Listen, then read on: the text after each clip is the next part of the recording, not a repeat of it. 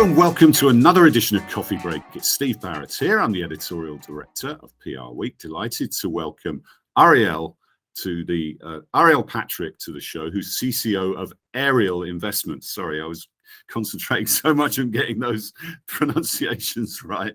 But Arielle, welcome to the show, and thanks for joining us on Coffee Break. Thank you so much, Steve. Yes, it's Arielle at Ariel Investments. It's the source of endless jokes every day. People don't get tired of it. So I know. Happy to be here and grateful to be able to share some insights on today's PR challenges with you. Yeah, for sure. So you spent a bunch of time in the agency world at Weber Shandwick and Edelman, and then you went client side, I think, in 2020 at Ariel. And tell us a little bit about Ariel and what prompted you to look for a client side role. Well, and I know you're supposed to say this, but it really is true that I was not looking. I absolutely, I've heard that a few times. I'm not just saying that because Richard Edelman might be watching. No, I absolutely adored being on the agency side. And I always tell people, I think it's the best training ground. You learn to be an octopus and have your hands in so many different types of issues and see as many movies as possible in every scenario. So I don't think I would be here where I am today at the age of 33 as a CCO if it had not been for the opportunities given to me on the agency side. So long story short, after graduating from Princeton, I ended up at Weber Shandwick. I was there for 5.5 years, moved up the ladder, had about 6 roles there in 5.5 years, which was incredible. Then was poached to go to Edelman and run the M&A and restructuring practice in New York within financial communications. Many thanks to Lex Savanto, who's the global MD there, who discovered me at the age of 28 and took a chance on me and made me an SVP there, and left as an EVP. The reason why I left was really just because it was a once in a lifetime opportunity. Melody Hobson, who I'm sure a lot of you know, she's famous for a few reasons, but I think my favorite is that she's the only Black Fortune 500 chair. So she's the chair of Starbucks. She's also on the board of JP Morgan, and she's co-CEO at Ariel. She had called me, I think it was on a Sunday during the middle of the pandemic, and asked for my perspective on her strategic plan. It's what we're calling Ariel 2.0. Melody had been a mentor of mine for many years, and this was the first time she actually had asked for my advice. And so it's always good when the tables are turned like that, isn't it? The mentee becomes the mentor. Exactly. It was so flattering, and she sort of showed me a number of things that were going on at the firm. But what struck me was that communications, or as it was called at the time, marketing, was one of the core 4 pillars of the company's strategic plan. It's very rare at companies, particularly of our size, for communications to have a seat at the table. And so one of the things that she was most focused on was our rebrand, which is a large scale effort, hopefully will be launched this summer. But another was how to just tell our story as our business has changed. So we're the first Black owned investment firm in the United States. We're traditionally a mutual fund business with predominantly institutional clients, but we've evolved. We just this year launched our first private equity business, or last year rather. We also have ventured into the ETF world with new product lines, and we're bigger than ever. At the beginning of the pandemic, we were below 10 billion in assets. Now we're inching up closer to 20, just in a matter of a year and a half. So along with that comes new narrative, new look and feel, more contemporary approach to how we're communicating. So I'm here to lead that change. And as part of my role, I essentially condensed what were previously 6 different practices. So there was marketing, events, philanthropy, external affairs, brand, and I'm forgetting one. And those were all separate groups. And so I actually condensed them all together into one all stakeholder communications practice. I'm the first person to have my role at the firm. And I also sit on the operating committee, which is a rare opportunity for a communications person to be an operational manager at the firm. So we talk a lot about purposeful business at PR Week, and it's obviously a big issue in business generally. You see massive players like BlackRock sort of making statements about it through the Larry Fink's annual letter and saying they're not going to invest in you know, non-purposeful companies. We could debate whether they actually, you know, do that in practice, but that's where it gets complicated, doesn't it? Because it's not easy to separate it out, and there are lots of different stakeholders and shareholders, activists. How do you make the argument for purposeful business in a world which is so driven by shareholder value and profit, and convince people that actually purposeful business is good business and can be just as profitable, if not more so? At least my perspective is that from a communication standpoint, we have to stop using the term impact to describe what is actually alpha generating business. So if you are a consumer business that has a very diverse customer base, it can only be responsible to have a board and a leadership team and a product innovation team that represent what your consumer base looks like. So when you call it impact, it somehow dilutes what is actually revenue driving and actually responsible stewardship of a business, not only on behalf of customers, but also on behalf of shareholders. So I try not to use the word impact ever, actually. We actually just put out our ESG report, which I co-wrote with our head of ESG, and I think we use the word impact maybe once or twice in all of the 60 pages. It's very important that we don't misconstrue or actually feed the notion that diversity, the S part of the ESG framework, are purely social good.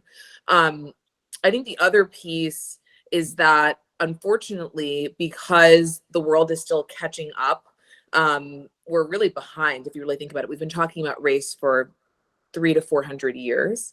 The fact that we are still struggling to measure, track, and have really standardized approaches to what best practices as it relates to social impact and DEI, and there I go again, I said impact, is problematic. So I think for us at Ariel, our focus is pushing our portfolio companies and also ourselves to adopt proprietary and standardized approaches to actually tracking data, measuring progress, reporting on it as frequently as possible, and not treating it lightly. I mean, if you're a public company and you fall short on your earnings guidance, that's a killer. Falling short on your DEI goals should actually have the same impact. Unfortunately, where you have to start, though, is actually having real goals that are measurable and trackable, so that you can actually show where you've come, and also tying executive comp to those initiatives in the same way that financial and other strategic pillars are tied to executive comp. Yeah, and we even saw NASDAQ, didn't we, a couple of years ago, say we're going to start holding feet to the fire in terms of listing with us. I don't know where that went, but it was a bold statement. I don't know whether it was ever backed up. That was actually my first project when I got to Ariel, was writing a letter on behalf of our firm in support of NASDAQ's board transparency rule. And really all they were calling for was transparency, right? Allowing the shareholder community to react to data that is available. And it did get through the SEC, which was a huge, huge feat. But unfortunately, now they're facing litigation in certain jurisdictions against the rule, which I think is disheartening. But we did participate in the amicus brief in the some of the local courts that they're facing this issue with, and writing that narrative on behalf of Ariel has been one of my biggest joys, actually. Yeah, well, it just proves how hard it is to get things done, because that was a bold initiative. It was, like you said, it's not earth-shattering, but even that is very difficult to get through. So now you did an interesting report, corporate directors report, about you look at the websites of corporations and you look at the C-suite, and it's still a sea of mainly white male middle-aged faces, isn't it? Tell us about that report, though, because it was very interesting. It was talking to a lot of Black and other people of color who are directors, and some very interesting findings on that report. Yeah, so one of my roles, in addition to the various hats I mentioned, is running the Black Corporate Directors Conference, which has been around this will be our 20th anniversary.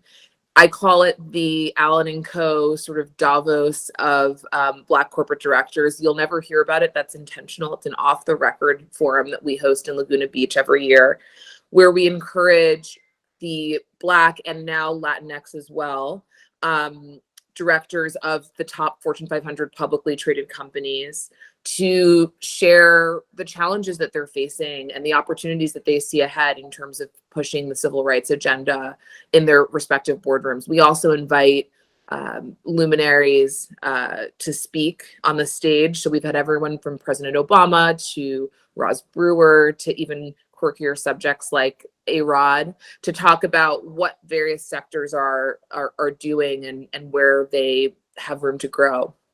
And so one of the things that I'm obsessed with is making sure that we're producing more data that is actually used and actionable. I think in our industry, in the PR industry, we need to stop using the term thought leadership just because it to me, it guts the purpose of what we're trying to do, which is bringing news you can use as opposed to just positioning yourself as a thought leader and thinking about perception. So anyway, I produced this thought leadership coming out of the conference where I said, how rare is it to have 300 Black and Latinx corporate directors of Fortune 500 companies accessible to us? No one has that cadre of people in one place at one time. So stemming from the 2021 conference, I actually sent out a survey asking them what really has been going on post the murder of George Floyd, while we've seen all these announcements and pronouncements from companies, some of which honestly will prove to be empty. It remains to be seen. Where is the good news, right? Where do we actually think that boards are thriving on governance as it relates to DEI issues? And also created some action items stemming from that data. And what we found is that there's a huge gap between what leaders are talking about at the top, the press releases being generated, so and what the average worker thinks. So we found that over 50% of white male workers, average white male workers, believe that race receives too much attention in the workplace, but directors feel the exact opposite. How do you actually rationalize that gap? The issue is education, data sharing, proving and explaining to people that it's alpha generating for their businesses to pay attention to this. So yeah, there's a sort of knee-jerk reaction now that anything you say about that topic is wokeness, and it's just should be, it's just sort of it's put in a bucket, isn't it? I thought one of the other interesting things was, you can't treat every person in one group the same, can you? And the 300 people you're talking about, they had very different views. They were from different communities, and just as you would expect, right? Because people tend to put everyone in a box depending on, one characteristic. And were there a couple of things that surprised you that came out of that as well? I think I was most surprised at how candid the directors were, to be honest, particularly since they sit on the boards of the companies that they were talking about. So in some ways they feel responsible, right, for the outcomes, not solely. But to me, the most striking data was that a very significant portion of our Black and Latino and Latina directors are not necessarily given proper oversight of DEI issues through the committees that have the most impact over those issues, such as nominating and governance, and in some cases, risk and audit, right? They're not bringing the impact of their businesses on underserved communities into that framework as often. So we asked some pretty probing questions there on what the committee work looks like and where they are positioned. And what it showed me is that companies that continue to nominate and in many cases elect diverse directors aren't being thoughtful enough about where those people are sitting in the boardroom and whether they're actually in a position to enact the change that we're hoping. I think they're looking at it a bit from a PR perspective and saying, well, look at our numbers. We have X number of diverse people, women, people of color, but the thought isn't going into what their areas of expertise are actually going to do and how DEI fits into that. Just one very quick final point. Now you're a client, you employ agencies, I guess. How do you make sure that the agencies are diverse that are supplying you and that they're walking the walk as well as talking the talk? Great question. So one of the things that we focus on a lot at Ariel is supplier diversity, or business diversity, as we like to call it, because supplier could imply, janitorial services, whereas we look at everything, including high margin businesses like legal services and PR. if I work with a vendor that is unavoidably going to be white owned, right? Of course, I aim for a Black owned or other underserved community owned business, but sometimes it's unavoidable. The best vendor is a white owned business. It's critical that we demand that one of the most senior people on the pitch team be of color and a woman or depending on the reality of their business. But people forget that supplier diversity can look many different ways. And if perhaps there isn't a business of scale to service you today that's minority owned, you do have the power to demand that those majority owned businesses are actually staffing their accounts with the perspectives that matter to you. And that was kind of, when I think about back on my agency days, clients were not requiring that I was leading the account, but it must have been pretty powerful to see an under 30 Black woman leading an M&A transaction, right? Sitting in the room with bankers and lawyers that looked totally differently. And so I try to push that. Yeah. So if someone's pitching Arielle, diverse team, don't overdo the thought leadership and the impact, and you'll have a good chance of success. Yeah. Exactly. All right. Thank you for joining us, Arielle. It was great to chat to you, and looking forward to seeing what you do in the future at Ariel. Thank you so much, Steve.